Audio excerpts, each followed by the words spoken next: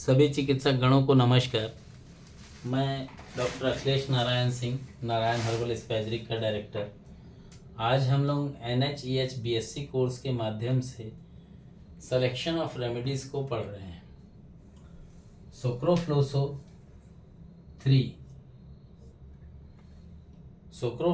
3 जो रेमेडी है, ये अभी आपने S2 में पढ़ा था क्या, सेक्रिएटिव। ये एंटी सेक्रिएटिव है।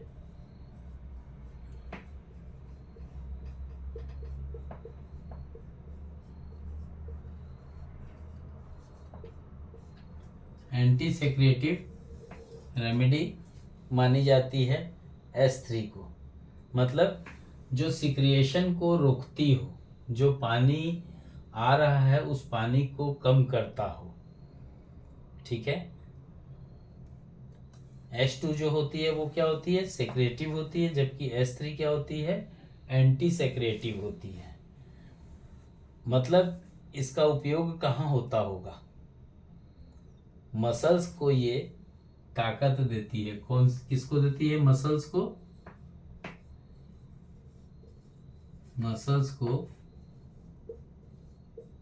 ताकत देती है।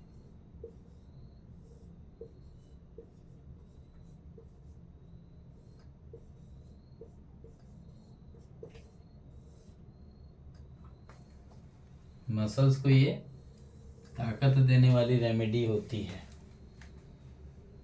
मसल्स कैसे, एक मसल्स स्प्लेनेक्टर मसल्स,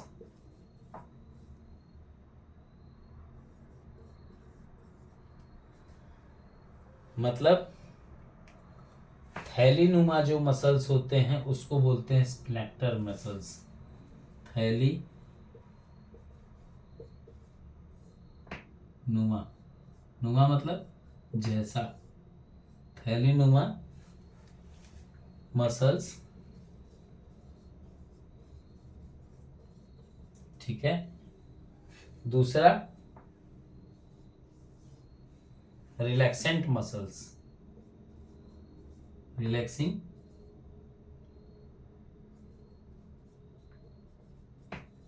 स्पेलिंग हो सकता है गलत हो जाए।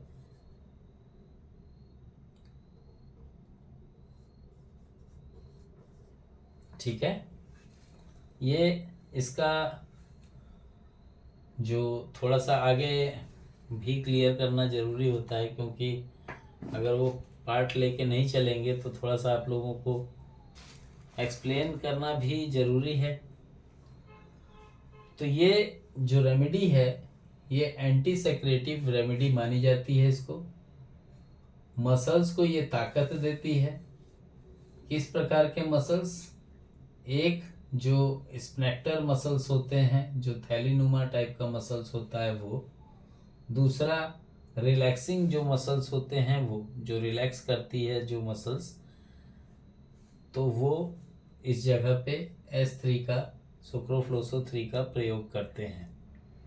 S3 संपूर्ण EH इलेक्ट्रोहोमोपैथी जो चिकित्सा जगत है, इसमें इसको स्किन रेमेडी, ये एक कंडीशन हुआ।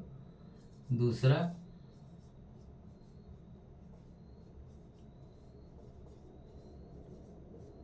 स्किन रेमेडी के नाम से भी इसको जानते हैं, क्योंकि इसकी ख्याति स्किन रेमेडीज के नाम पे आती है। त्वचा की जो डर्मिस होती है उस पर ये प्रभावी होती है।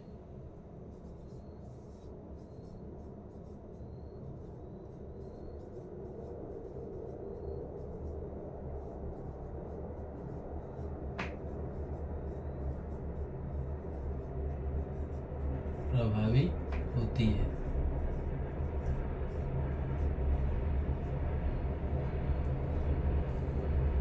इसके अलावा कहाँ काम आती है, इसको मिटाने की आवश्यकता है।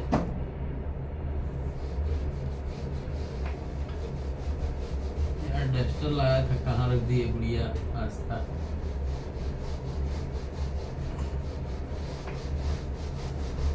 देखिए जैसे भी पढ़ाया जाए, आवाज से तो समझ में आ ही जाएगा।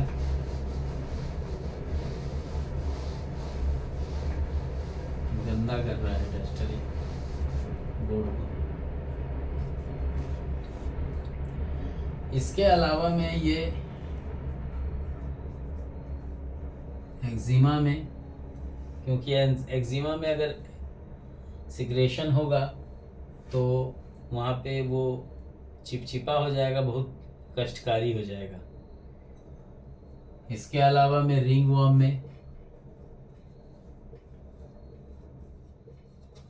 में, स्कैबिस में, डर्मेटाइटिस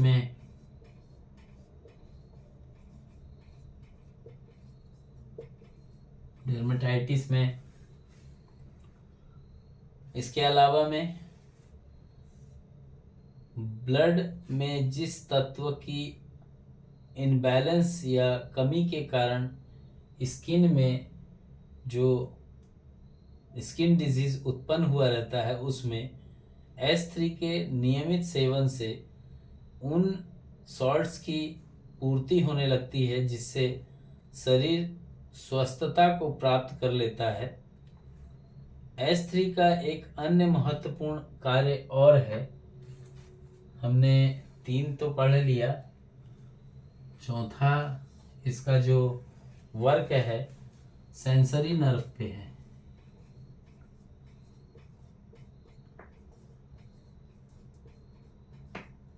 सेंसरी नर्व पे इसका प्रभाव होता है। मतलब S3 जो है वो सेंसेशन लाने वाली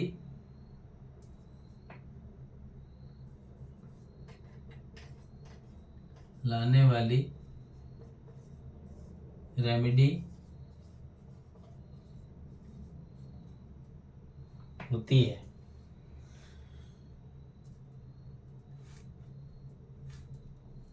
मतलब अगर किसी व्यक्ति को मान लेते हैं प्रोस्टेट है,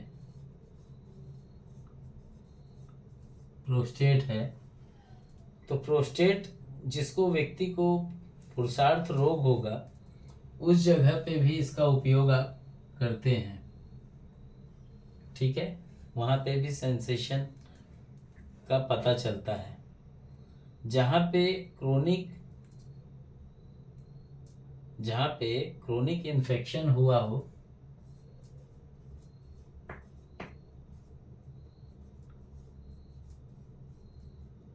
क्रोनिक इन्फेक्शन कहाँ हुआ हो, इंटेस्टाइन में, वहाँ भी इसका उपयोग किया जाता है, क्योंकि सिक्रिएशन को कम करेगा तो वहाँ पे वो अपना वर्क कर सकता है।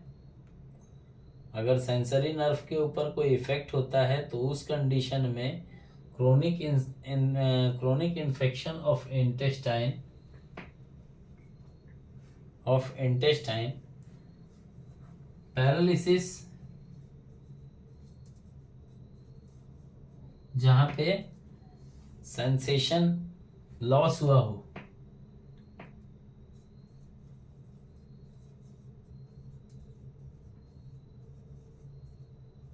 लॉस ऑफ सेंसेशन हुआ हो, वहाँ पे भी ये कार्य करती है।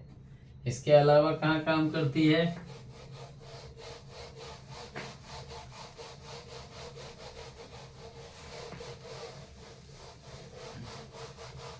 बहादुर, तुम वीडियो देख रहे होगे तो डस्टर लेते आना सवेरे, ठीक है? मेरे को मालूम है तुम भी वीडियो देखता है आजकल, देखो अच्छा है, सीखोगे। हाँ, इसके अलावा में लेप्रोसी में भी सेंसेशन नहीं पता चलता है, ल्यूकोडर्मा में भी सेंसेशन लॉस होता है। S3 सेंसरी नर्व की जो सिस्टम होती है उसकी ये मेन रेमेडी के तौर पे भी माना जाता है। इसके अलावा में GTI, ठीक है। इसके अलावा में पेट, सिर, त्वचा की जो संवेदनशील जगहें होती हैं, अंडर आर्म्स हो सकता है, घुटने हो सकते, घुटने का जो जगह होता है, घुटने का जो ऊपर का लेयर होता है वो हो गया। आंतों में अगर इंटेस्टाइन में अगर संवेदनशीलता नहीं है और अक्सर दस्त या संघृणी जैसे रोग होते हैं तो वहाँ पे भी S3 का उपयोग किया जाता है। इस रेमेडी की खासियत है कि S3 जो है ये पुराने घावों में अच्छा काम करती है। इसके ऊपर कोई फॉर्मूला मुझे सूझ नहीं रहा है, कोई सुझाता तो मैं बताता उसको। चलिए S3 का एक फॉर्मूला मैं आप लोगों को देता हूँ, गुस्सा मत होइएगा, ऐसे ही समझाने का तरीका आता है मुझे। इसको मैं मिटा देता हूँ, ठीक है। S3 का काम एक और है, डायरिया, डायरिया जानते हैं ना, उसको ये कम करने का काम करती है। किसी ने पूछा था गड़गड़ाहट, तो नहीं, गड़गड़ाहट को S10 ठीक करती है। वहाँ F1 और S5 का उपयोग करने से रिजल्ट आते हैं। S3 के लिए एक नॉर्मल वे में फॉर्मूला है जो डायरिया को आप रोक सकते हैं। A3 S3 मैं उसी तरीके से समझाऊंगा जैसे अभी S2 को मैंने समझाया था। C3 S10 RE या BE, इसको देना होगा किस में, D4 में। D4 मतलब अगर डाइल्यूशन थर्ड रखे होंगे तो उससे एक बार तोड़िएगा, बेस रखे होंगे तो उसको 4 बार तोड़िएगा D4 बनाने के लिए। अब इसमें अपने को करना क्या है उसको समझिए, क्यों मैंने इसको या लिखा बीच में, इसको समझिएगा। A3 क्या करेगा, एंटी सिक्रेशन का काम करेगा, ब्लड को न्यूट्रलाइज करेगा, ऑक्सीजन का जो ब्लड के ऑक्सीजन का जो लेवल होता है उसको न्यूट्रलाइज रखेगा। S3 क्या करता है, एंटी सेक्रेटिव है, सिक्रेशन जहाँ पे बार बार पानी कम हो रहा है, बार बार आप मोशन करेंगे तो बार बार उस कंडीशन में शरीर का पानी जो होता है वो कम होता है, उसको ये एंटी हो करके रोकता है। C3 क्या करता है, अगर कोई शार्ट पार्ट है, मतलब उसके बोलना चाहिए C3 का जो रिगार्डिंग है, क्या बोलना चाहिए इसका, प्यास लग गया है।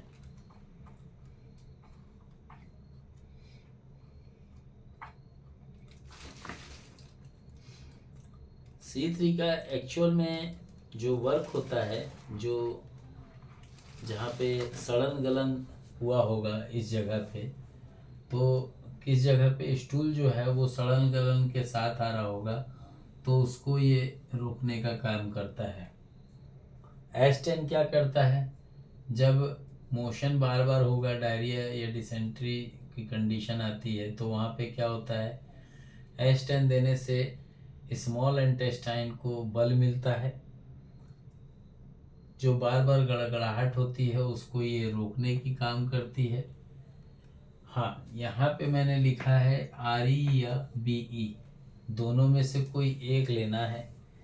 किसको लेंगे, RE को लेने से सडन रोकता है, सडन वाला काम खतरनाक हो सकता है।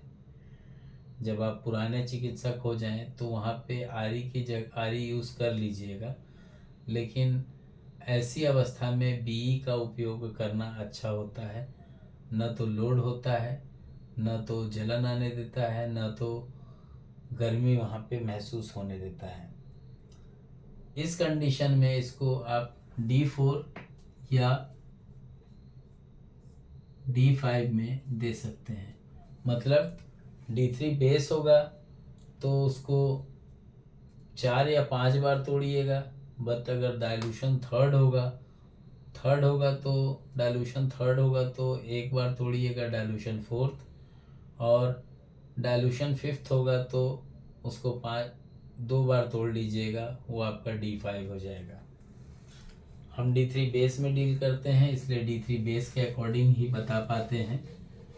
और जो डाइल्यूशन थर्ड में करते हैं वो क्यों करते हैं वो लोग, जबकि 1-2 का यूज़ आप नहीं कर पाते हैं, फिर चौथी पाँचवीं के बच्चे को बोलते हैं कि नहीं पहली का बच्चा है, डॉक्टरी का पास करेगा।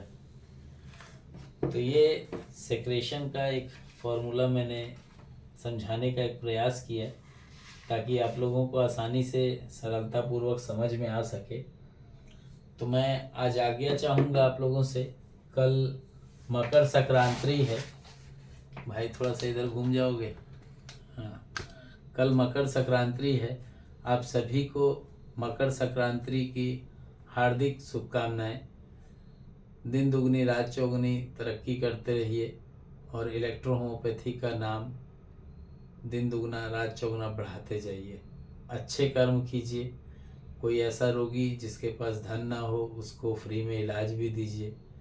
उसको बताइए कि ये इलेक्ट्रो होम्योपैथी चिकित्सा विज्ञान है, जो आपको अगर लगता है कि नहीं आपके पास धन नहीं है तो भी आपका इलाज होगा। एक मैसेज अच्छा जाना चाहिए।